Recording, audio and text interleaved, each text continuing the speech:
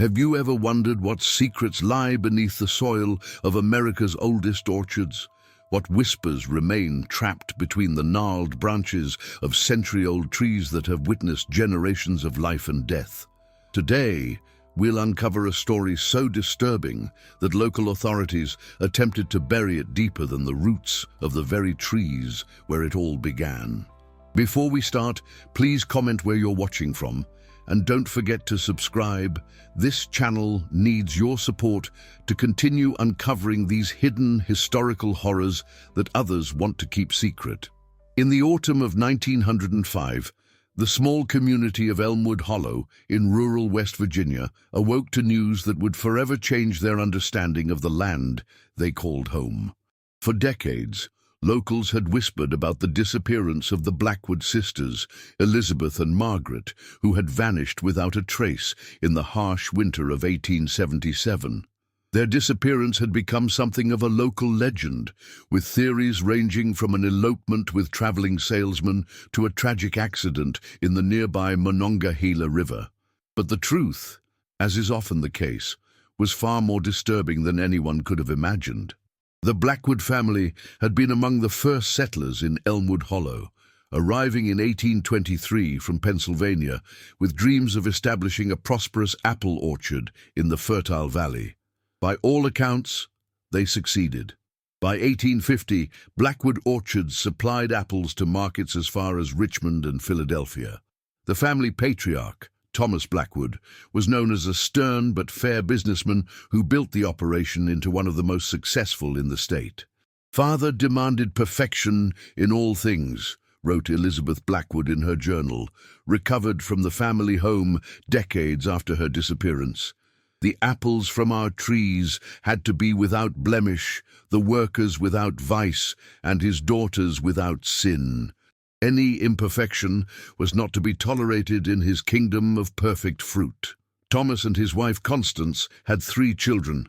Their son Edward, born in 1845, followed by Elizabeth in 1852, and Margaret in 1856. While Edward was groomed from childhood to take over the family business, the 2 sisters developed an unusually close bond that many in the community found peculiar. "The Blackwood girls were never seen apart," recalled Josephine Miller, a childhood acquaintance, in a statement to local authorities in 1905. "They spoke in hushed tones, often finishing each other's sentences. They wore identical dresses and styled their hair the same way, despite being 4 years apart. It was as if they shared a single mind between 2 bodies." This closeness intensified following the death of their mother Constance in 1870, reportedly from consumption. However, Dr. William Reynolds, the town physician who attended to Constance in her final days, noted something unusual in his private records. "Mrs. Blackwood's symptoms are inconsistent with typical consumption. The blackening of her fingertips and the unusual odor of almonds on her breath suggest something altogether different. I have my suspicions, but without evidence, I dare not voice them publicly." Following their mother's death, the sisters withdrew further from community life.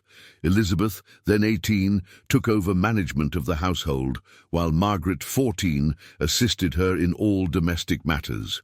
Their brother Edward, by this time 25 and married to Abigail Thornton from a neighboring county, moved into a separate house on the property with his new bride.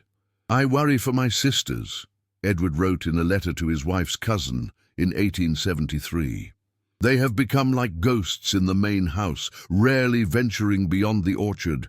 Father encourages their isolation, saying it keeps them pure. I fear there is something unnatural in the way he guards them from society." Edward's concerns were not unfounded. Thomas Blackwood had become increasingly eccentric following his wife's death. Workers at the orchard reported that he would spend hours alone among the trees, often speaking aloud as if in conversation with an unseen companion. He began consulting with a woman known only as Madame Laveau, who lived on the outskirts of town and was rumored to practice folk magic brought north from Louisiana. Sheriff's reports from the time indicate that Thomas made numerous trips to Madame Laveau's cabin during this period, always after nightfall. What transpired during these meetings remained unknown until the discovery of Thomas's private journal in the hidden compartment of his desk following his death in 1882. Madame L. assures me that the ritual will ensure the orchard's prosperity for generations to come, Thomas wrote in an entry dated July 18th, 1875. She says the land requires a binding sacrifice, blood of my blood, sealed with ancient words. The girls will serve a greater purpose than they could ever achieve through marriage. They will become the guardians of our legacy, their essence feeding the roots for eternity. What exactly Thomas had planned for his daughters became apparent in the winter of 1877, when both Elizabeth, then 25, and Margaret, 21, vanished without a trace. The timing was peculiar. A fierce snowstorm had blanketed the region, making travel nearly impossible. Thomas reported their disappearance 3 days after the storm cleared, claiming they must have fled during the blizzard. Father seemed oddly composed when he came to tell us about the girls, Abigail Blackwood later testified. There was no panic, no grief, just a strange acceptance. When Edward organized a search party, Thomas discouraged them from checking the orchard, insisting the girls must have headed toward town. I remember how insistent he was that no one disturb the newly planted saplings in the eastern section. At the time, I thought he was simply being practical. Now I cannot sleep for thinking of what lies beneath those trees. The initial search for the Blackwood sisters yielded nothing. No tracks in the snow, no sightings from neighbors, no disturbance at the stagecoach stop. It was as if they had simply vanished into the winter air. Edward maintained that his father was somehow involved, but without evidence, his accusations were dismissed. Thomas Blackwood's behavior following the disappearance only fueled Edward's suspicions. The old man became obsessively protective of the orchard, particularly the eastern section, where he had planted a new variety of apple tree that spring. He hired men to patrol the property at night and forbade anyone from digging near the new trees. The trees must not be disturbed, he reportedly told workers. Their roots run deep and are nourished by a special formula. The fruit they will bear will bring prosperity unlike anything we have known. Indeed, the following autumn, those particular trees produced apples of remarkable size and sweetness, a new variety Thomas named Sister's Blush for their unique pinkish hue. These apples quickly became the orchard's most prized product, commanding premium prices at market. Local accounts describe how Thomas would carefully select who was allowed to purchase these special apples, often refusing to sell them to strangers. When Thomas died in 1882, Edward inherited the orchard. Though successful, he could never bring himself to enter the eastern section where the sisters' blush apples grew. He assigned specific workers to that area and never questioned the unusual care instructions his father had left. The eastern trees must be watered only at dusk, with spring water mixed with 7 drops of your own blood, read Thomas's maintenance instructions. On the first full moon of each season, place a ring of salt around each trunk and recite the words I have taught you. Failure to follow these instructions will result in ruin for all. Edward complied with these bizarre rituals out of a combination of superstition and respect for the orchard's inexplicable success. Under his management, Blackwood orchards continued to thrive, with Sister's Blush apples becoming legendary throughout the region for their flavor and supposed healing properties. I saw a crippled man take 3 bites of a Sister's Blush apple and walk without his cane, claimed Reverend Samuel Jackson in 1890. There's something miraculous in that fruit, or something unholy. I've not decided which. For nearly 3 decades, the mystery of the Blackwood sisters remained unsolved, gradually fading from local memory as new generations grew up knowing the tale only as an old wives' story meant to warn young girls against wandering alone. Then came the great storm of 1905. On the night of September 21st, a devastating tempest tore through the valley with unprecedented fury. Lightning struck the heart of the eastern orchard, splitting one of the original sisters' blush trees down the middle and uprooting several others. When workers arrived the next morning to assess the damage, they made the discovery that would horrify the community and resurrect the long-forgotten mystery. Tangled in the exposed roots of the lightning-struck tree were two sets of human remains, two female skeletons, their arms wrapped around each other in what appeared to be an eternal embrace. Most disturbing was the position of the bodies. They had been buried upright, with their feet grafted into the root system of the tree. The skeletons were bound together with copper wire that had turned green with age, and each skull was crowned with what appeared to be a circlet of tarnished silver, inscribed with symbols no one in the community recognized. "I've never seen anything like it in all my years," reported Dr. James Harrison, the county medical examiner who was called to the scene. The root system had grown through and around the remains, suggesting they have been there for many years. But the most unsettling aspect was the condition of the rib cages. They were open and hollow, as if something had grown through them. I found apple seeds germinating within the cavity where their hearts should have been. Edward Blackwood, by this time 60 years old, collapsed upon seeing the remains. Before losing consciousness, he reportedly whispered, "He fed the trees with my sisters." A subsequent investigation revealed more horrors. Authorities excavated the area around the other sisters' blush trees and discovered a complex network of roots that had been deliberately trained to grow in unnatural patterns. Copper wires ran throughout the soil, connecting all the trees in the eastern orchard in a pattern that local surveyor Benjamin Crawford identified as matching the constellation Gemini, the twins. In the root cellar of the main house, hidden behind a false wall, investigators found Thomas Blackwood's complete journals, along with an unusual collection of items: 13 silver needles, a bowl carved from human bone, and a handwritten book bound in what appeared to be tanned human skin.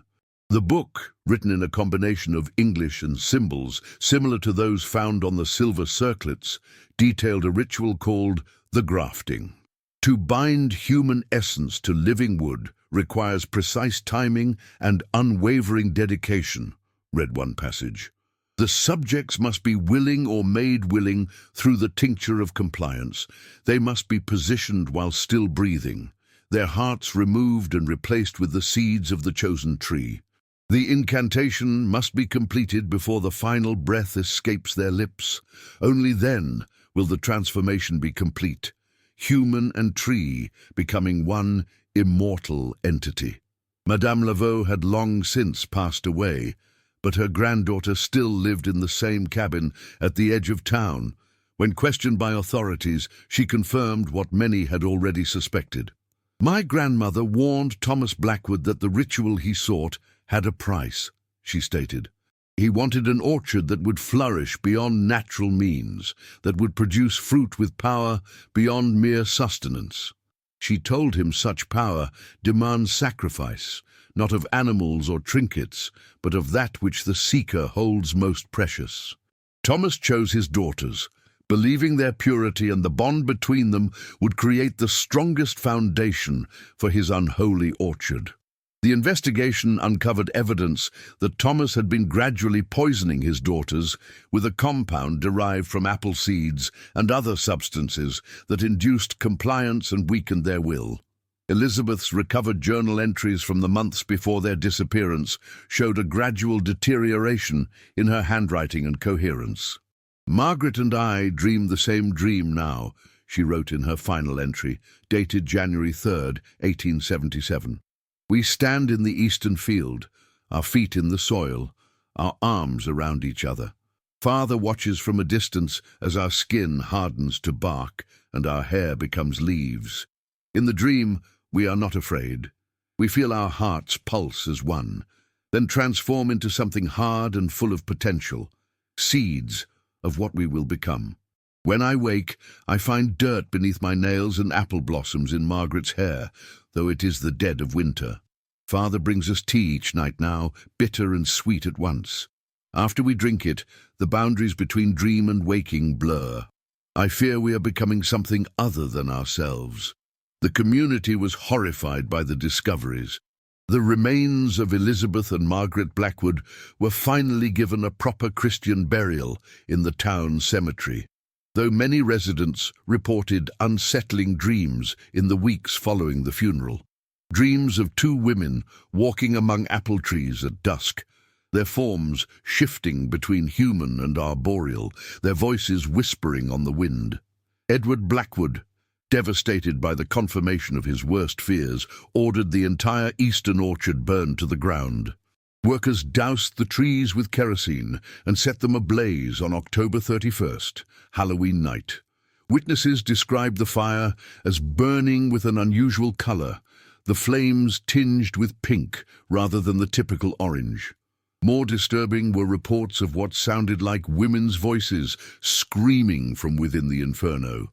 "I'll never forget that sound as long as I live," said Thomas Jenkins, one of the workers who set the fire. It wasn't the normal crackling of burning wood.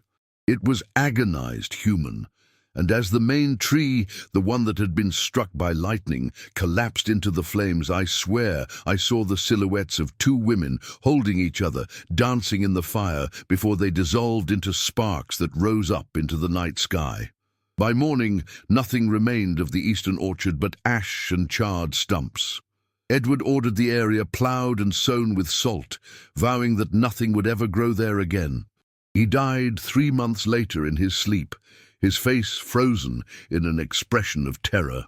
The Blackwood property was sold to the Miller family, who maintained the remaining orchards but left the eastern section untouched as per the agreement of sale. For several years, the land lay barren and empty, a scar on the otherwise fertile valley. Then, in the spring of 1910, something unexpected occurred. From the salted earth of the eastern section, tiny saplings began to emerge, not in random patterns, but in pairs. Each pair grew unnaturally close together, their trunks eventually twining around each other as they matured. "It's as if they're embracing," observed Catherine Miller, who had inherited the property from her father. "No matter how many times we pull them out, they return by the next full moon. Always in pairs, always entwined." More disturbing were the reports from workers who claimed to hear whispers when working near these twin trees, soft, feminine voices speaking in unison. Some said the voices called their names, inviting them to sit beneath the branches and rest. Those who did reported strange dreams and awakened with small cuts on their palms, as if from sharp twigs. Several workers developed an unexplained illness, characterized by lethargy, confusion, and a sweet almond odor on their breath. The same symptoms described in Constance Blackwood's final days. The Miller family eventually abandoned the entire property in 1915 after Catherine's youngest children, twin girls aged 6, vanished while playing in the orchard. They were found 3 days later, sitting beneath the largest pair of twin trees in the eastern section, unharmed but changed. They refused to speak of what had happened, but would thereafter finish each other's sentences and move in perfect synchronicity, as if sharing a single consciousness. The property changed hands several times over the following decades, but no owner stayed for long.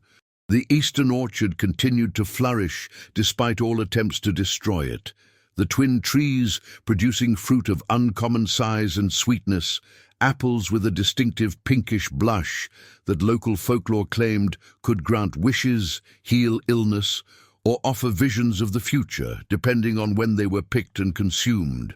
In 1970, the entire valley was flooded to create a reservoir for the expanding region. The Blackwood orchard disappeared beneath the waters, the original homestead demolished and the history nearly forgotten. But locals claim that on certain nights, particularly when the moon is full and autumn draws near, 2 figures can be seen walking on the surface of the reservoir, arm in arm, their forms shifting between women and trees as they pass. Park rangers have reported finding pairs of apples on the shore, large, sweet fruit with a distinctive pink blush, in places where no apple trees grow for miles. Those who have tasted these mysterious apples speak of dreams filled with whispered secrets and awakening with the urge to plant the seeds in pairs, always in pairs. And perhaps most disturbing of all are the reports, beginning in 2003, of twin girls being born at an unusually high rate in communities surrounding the reservoir. Identical twins who share an uncommon bond, who speak in unison and claim to dream the same dreams of two women, forever embracing among endless rows of flowering trees. The sisters Blackwood, it seems, have never truly left their orchard. They have merely found new ways to grow their legacy, to spread their roots into the future. Their story reminds us that some bonds transcend death, that some sacrifices create something neither fully human nor fully natural, but something in between, something that watches, waits, and whispers through the generations. The next time you bite into a particularly sweet apple, especially one with an unusual pinkish blush, consider where it might have grown and what might have nourished its roots.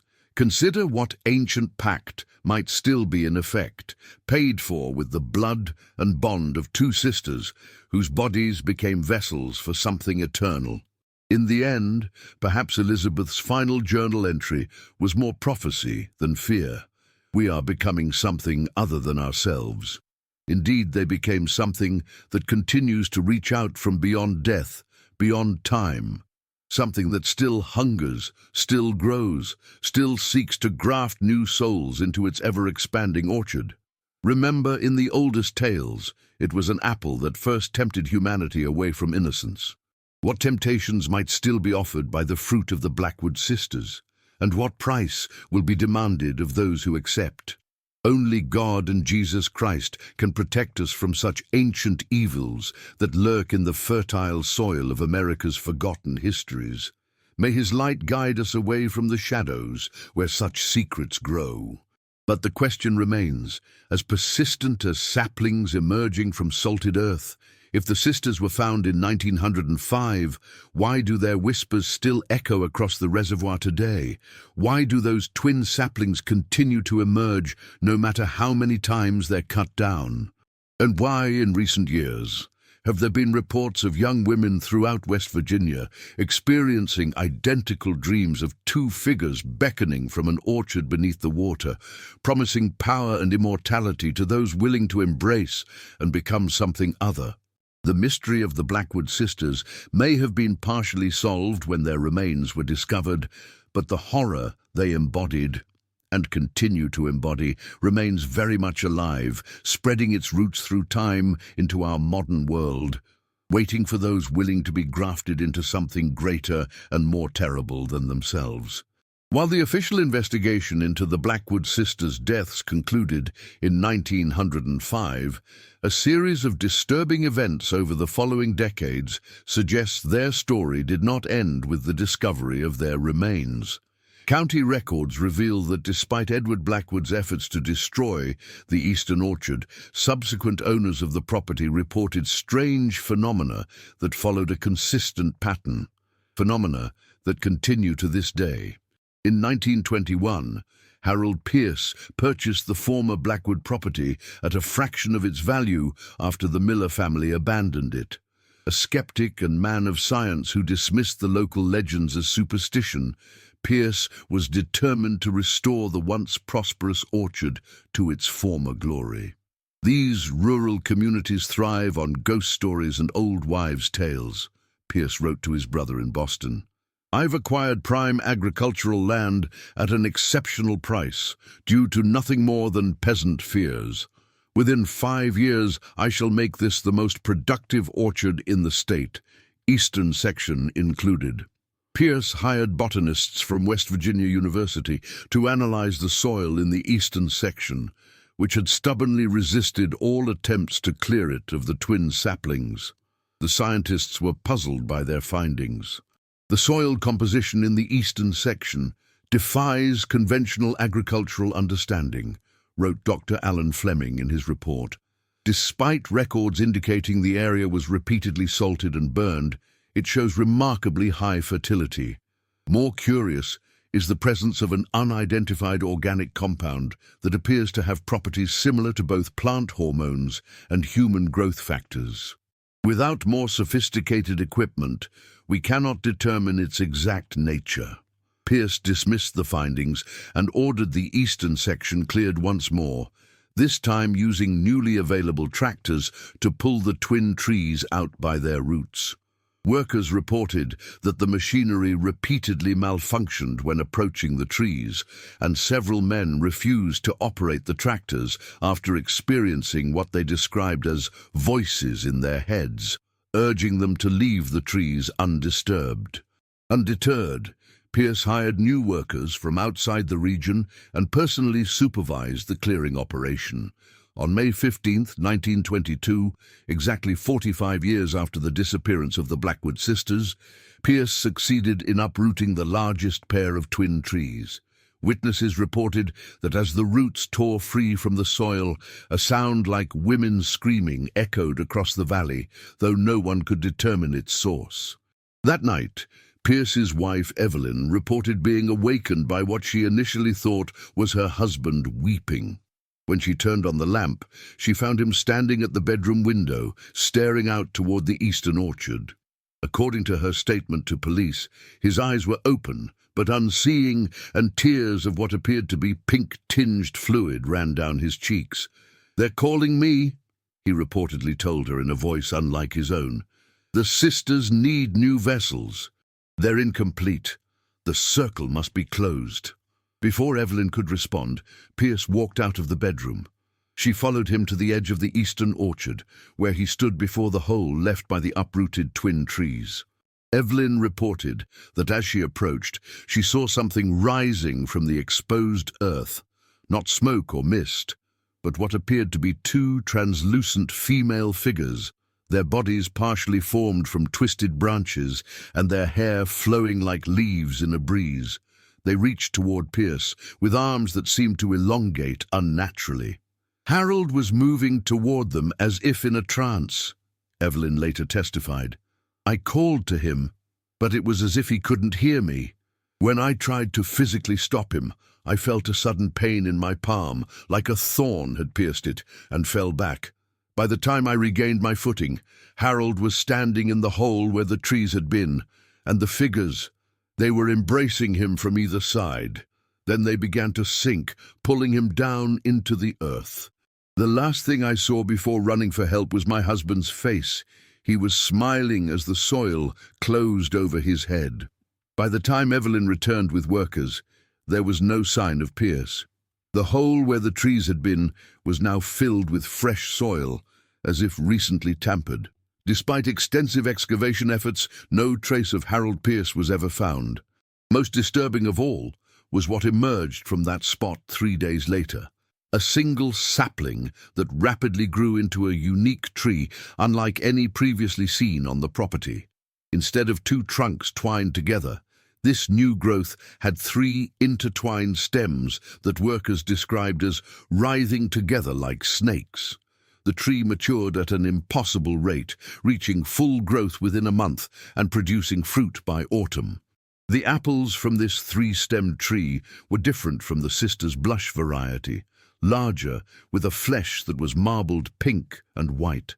Locals called them Trinity apples and believed them to be cursed. Animals refused to eat windfall from this tree, and birds would not nest in its branches. Evelyn Pierce sold the property at a loss and moved back to Boston, where she lived in seclusion until her death in 1948. Her personal journal, discovered among her effects, revealed that she had experienced recurring nightmares for the remainder of her life. "I dream of Harold every night," she wrote in an entry dated December 24, 1937. "Not as he was, but as he has become. His skin is bark, his blood is sap, and his eyes are empty hollows from which small white flowers bloom. He stands between 2 women with silver circlets on their brows, their arms eternally entwined with his. They speak in unison, telling me that they are merely waiting for the 4th to complete their circle. Sometimes I wake to find small branches growing from beneath my fingernails, and I wonder how much longer I can resist their call. The property changed hands several more times over the following decades, with each owner reporting similar experiences. The three-stemmed tree remained impossible to destroy. When cut, it would bleed a thick red sap and regrow within days. When burned, the smoke would form shapes resembling three dancing figures. When poisoned, the toxins would somehow transfer to nearby water sources, resulting in illness among those who attempted to harm it. In 1954, the property came into the possession of the Anderson family. James Anderson, his wife Rebecca, and their teenage daughters, 17-year-old twins Jane and Judith, moved into the restored Blackwood house with plans to convert the orchard into a tourist attraction. The haunted orchard of Elmwood Hollow opened to the public on June 1, 1955. Anderson capitalized on the property's macabre history, offering guided tours of the eastern section and selling preserves made from what he claimed were authentic Sisters blush apples. Business was brisk initially, with curiosity seekers coming from as far as New York and Chicago to experience the legendary haunted orchard. What the Andersons kept from the public was the effect the property seemed to have on their daughters. Previously outgoing and distinct individuals, Jane and Judith began to withdraw from their friends and spend increasing amounts of time in the eastern orchard, particularly near the three-stemmed tree. Their parents noticed behavioral changes. The girls began dressing identically, styling their hair the same way, and speaking in unison. Most concerning was their newfound habit of completing complex sentences for each other without hesitation. We found their school notebooks, and they'd written the exact same essays, word for word, despite being in different classrooms, Rebecca Anderson confided to her sister in a letter dated October 12, 1955. When I asked how this was possible, they smiled in that unsettling way they have now, and said, "We hear the same guidance. James wants to move, but we've invested everything in this place. And truthfully, I'm afraid of what might happen if we try to take the girls away from here. Sometimes I find them at night, standing barefoot beneath that twisted tree, their eyes closed and their lips moving as if in conversation with someone only they can see." On November 22, 1955, the Anderson twins disappeared. A massive search effort was organized, with police and volunteers combing the surrounding forests and dragging the nearby river. No trace of the girls was found until exactly 3 days later, when James Anderson made a horrifying discovery in the eastern orchard. The three-stemmed tree had changed. Where once 3 trunks had twined together, there now stood 5 intertwined stems, forming a structure that witnesses described as unsettlingly human-like in its configuration. Most disturbing were the 2 new branches that extended from either side of the central trunks, branches that ended in formations resembling human hands. Driven by a terrible suspicion, James took an axe to the tree despite warnings from locals. As the blade struck the trunk, witnesses reported hearing the unified screams of young women. When the outer bark split, what flowed out was not sap, but human blood. Within the exposed interior, partially visible beneath layers of wood that seemed to be growing inward rather than outward, were what appeared to be human bones. "It's consumed my daughters," James reportedly screamed before collapsing. "The Blackwood sisters have taken my children to complete their unholy circle." James Anderson never recovered from the shock. He was committed to the Western State Hospital in 1956, where he remained until his death in 1978. During his commitment, he produced hundreds of drawings, always the same image of 5 female figures standing in a circle, their bodies partially tree-like, with branches extending from their torsos to connect them to each other. At the center of this circle was what appeared to be a small sapling emerging from a man's chest. Rebecca Anderson disappeared less than a month after her daughters, leaving a single note. "They call to me every night. I can no longer resist. We will be a family again in the embrace of the sisters." Her body was never found, But the five-stemmed tree reportedly produced a new branch that curved in a protective arc over the others. The property was abandoned after the Anderson tragedy. County officials attempted to condemn the land, but legal complications with the absent owners prevented definitive action. The eastern orchard continued to flourish untended, the five-stemmed tree at its center growing to a height of nearly 50 feet by 1970, an impossible growth rate for any natural tree. When plans for the reservoir were announced in 1968, many locals viewed it as a blessing, a way to finally submerge the cursed orchard beneath tons of water. Religious leaders from several denominations performed blessing ceremonies at the site before the flooding began, hoping to contain whatever evil had taken root there. As the waters rose to cover the Blackwood property in the spring of 1970, witnesses reported a peculiar phenomenon. The five-stemmed tree, rather than being submerged like the surrounding flora, appeared to rise with the water level, as if growing at an accelerated rate to keep its uppermost branches above the surface. For several years, those branches could be seen protruding from the middle of the reservoir, like accusing fingers pointing skyward.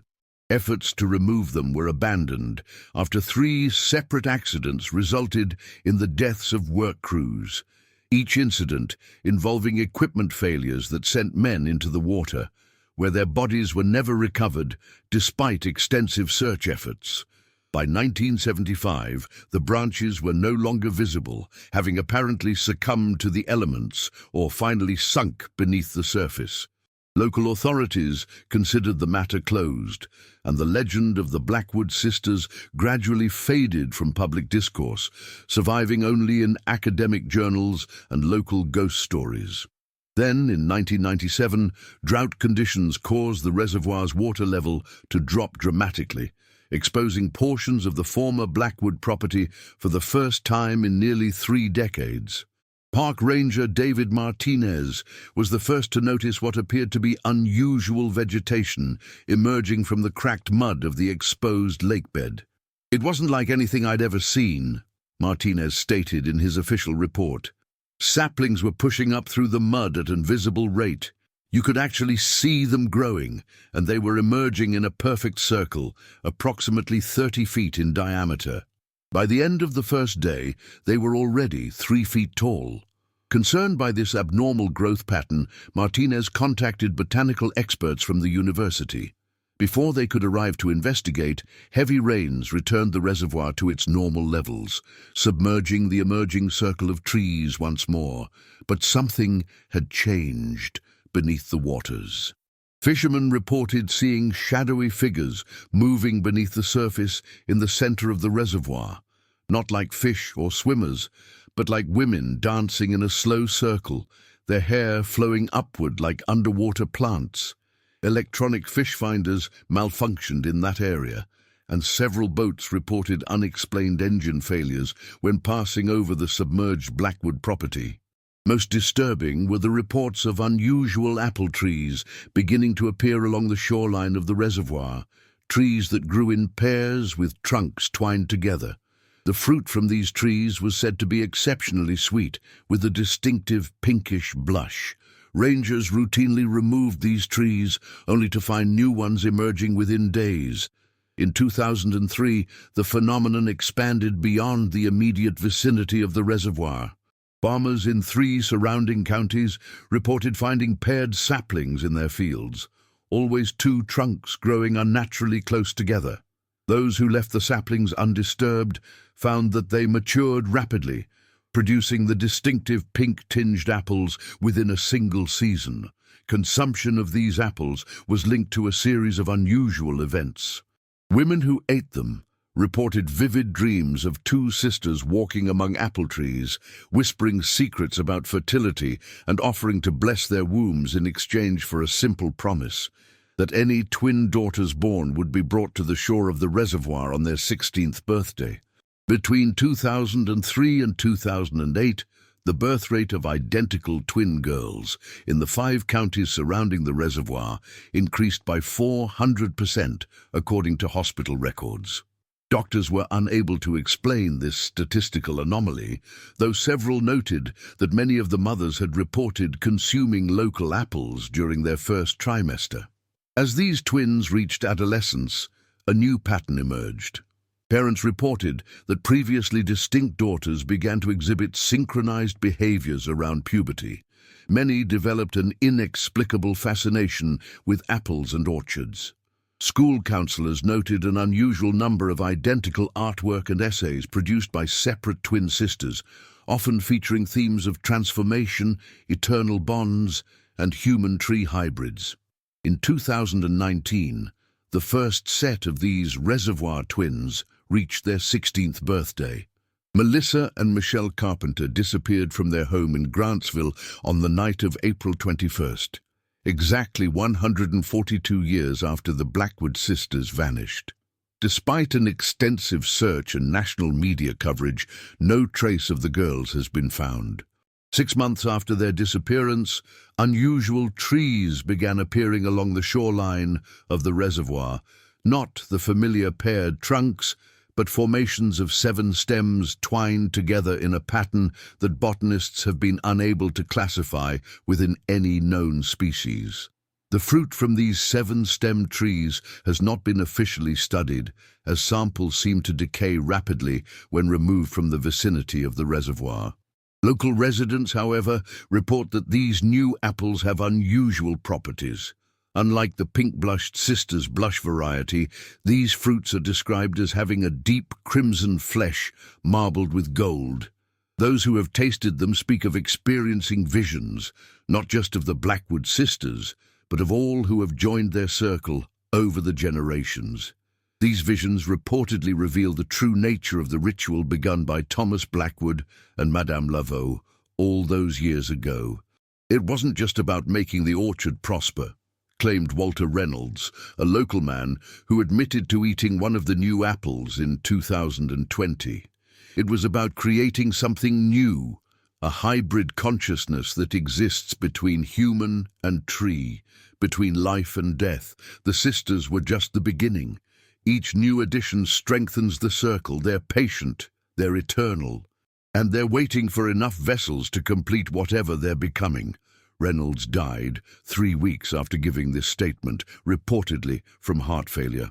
The autopsy revealed an unusual cause of death. His heart had been replaced by what appeared to be a dense mass of roots and unformed apple seeds. Most recently, in October of 2024, scuba divers conducting routine maintenance on the reservoir's dam made a disturbing discovery. At the deepest point of the reservoir, directly above where the Blackwood Eastern Orchard once stood, they found what they initially believed to be an underwater sculpture. 7 female figures standing in a circle, their arms intertwined and their bodies appearing to merge with what looked like a massive tree trunk at the center. It was incredibly realistic, reported lead diver Thomas Green. The detail in the faces was remarkable. They looked peaceful, almost joyful. We assumed it was some kind of memorial that had been placed there before the valley was flooded. When the divers returned the following day with cameras to document the find, the sculpture was gone. In its place was nothing but a circular depression in the reservoir floor, from which emerged what appeared to be 7 thin saplings, their tops not quite reaching the surface. Water samples taken from this location revealed an unusual composition, trace amounts of human DNA integrated with plant cells in a way scientists have been unable to explain. More concerning was the discovery that this altered water was finding its way into the municipal supply despite filtration efforts. Testing of regional tap water in January of 2025 confirmed the presence of the same unidentified organic compound first documented by Dr. Fleming in 1921, the substance with properties similar to both plant hormones and human growth factors. Health authorities have been unable to determine whether this compound poses any risk to consumers, as its structure does not match any known toxin. What they have documented, however, is another spike in twin pregnancies throughout the region beginning in November of 2024, exactly 1 month after the divers' discovery. Early ultrasounds indicate that the majority of these twins are female. The most recent development in this ongoing mystery occurred just last week, when overnight security cameras at the reservoir captured footage of what appears to be 7 women walking on the surface of the water, their forms partially transparent and intertwined with branches and leaves. The women move in perfect synchronicity, their mouths moving as if singing, though no sound was recorded. Most disturbing is the fact that facial recognition software has identified 2 of the figures as Michelle and Melissa Carpenter, the twins who disappeared in 2019. Another bears a striking resemblance to photographs of Rebecca Anderson. The others remain unidentified, though locals speculate that among them are the original Blackwood sisters, whose hexed remains were discovered clasped together in the orchard 120 years ago. As this investigation continues, one thing becomes increasingly clear. The mystery that began in 1877 with the disappearance of Elizabeth and Margaret Blackwood has not ended. It has merely evolved, spreading its roots through time and across generations, binding together lives in a ritual whose ultimate purpose remains unknown. What began with 2 sisters embracing in an orchard has grown into something larger, something that exists in the liminal space between human and nature, between life and death. The circle they have formed continues to expand, calling to new vessels, particularly twins, with that special bond that mirrors their own. The waters of the reservoir may hide the physical evidence of what transpires beneath, but the effects ripple outward into our world, in the unexplained trees that grow along the shore, in the strange apples that find their way to market, in the whispers that some claim to hear when standing at the water's edge at twilight. Local authorities have recently instituted a ban on consuming any fruit grown within 5 miles of the reservoir, and have advised parents of twin girls to consider relocating outside the region. Whether these precautions will be sufficient remains to be seen. The power that has taken root in that valley has demonstrated remarkable patience and adaptability over the decades. Perhaps the most unsettling aspect of this ongoing phenomenon is the subtle shift in how it is perceived by the local population. What was once feared as a curse is increasingly spoken of as a blessing by some, particularly by parents of twin girls, who report their daughters developing remarkable abilities after their 13th birthday. Telepathic connections, accelerated healing, and an intuitive understanding of plant life have all been documented among these children. The sisters are not monsters, they're pioneers of a new way of being. This perspective has gained traction in recent years, with some families deliberately moving closer to the reservoir in hopes that their twin daughters will be chosen to join what they now refer to as the Circle. A small religious movement has even formed around the legend, its adherents calling themselves the Grafted. They meet in orchards during full moons, where they reportedly commune with the spirits of the sisters through ritual consumption of apples grown from paired trees. "They're not taking our daughters," one mother anonymously told researchers. "They're elevating them, preparing them for something greater. Their prophecies speak of a time when the circle will be complete, when enough vessels have joined the original sisters to achieve a critical mass of consciousness that will allow their influence to spread beyond the confines of the reservoir. What this would mean for the wider world, only time will tell. But as more twin girls are born in the region, as more paired trees emerge along the shoreline, as more people report dreams of women dancing among apple blossoms and whispering promises of transformation, the boundary between legend and reality continues to blur. The Hexed sisters of West Virginia, discovered clasped together in that orchard over a century ago, were just the beginning of something that continues to grow and evolve. Their embrace has extended through time, drawing others into their circle, creating a new form of existence that defies our understanding of life, death, and consciousness. So if you find yourself near a reservoir in West Virginia and come across an apple tree with an unusual growth pattern and fruit with a distinctive pinkish blush, perhaps think twice before taking a bite. The sweetness it offers may be tempting, but remember the price paid by those who have joined the circle, their humanity grafted into something ancient and ever-expanding, their individual selves subsumed into a collective consciousness that has waited patiently through generations for its ultimate flowering. For in the end, the true horror of the Blackwood sisters' tale is not what was done to them, but what they have become, and what they continue to become with each new addition to their eternal embrace. The mystery of how two Hexed sisters were found clasped together in an orchard has been solved, but the greater mystery of what they have set in motion remains, its roots spreading beneath the surface of our world, waiting for the day when the circle is finally complete. Turn to Christ and pray for his protection, for only through faith can we resist the temptation of forbidden fruit and the whispered promises of transformation that echo across the dark waters where the Blackwood sisters dance eternally among their ever-growing family of the grafted.